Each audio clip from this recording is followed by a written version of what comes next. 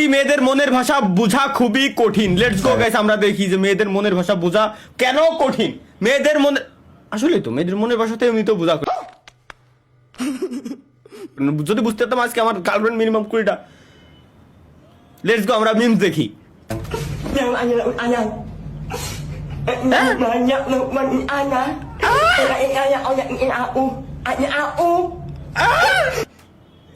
কয় কি? আচ্ছা এলে এমএলবিবির অ্যাঞ্জেলা আর কি character. Sayang. Nhưng anh là আল্লাহ nhận mà nhận được mình anh á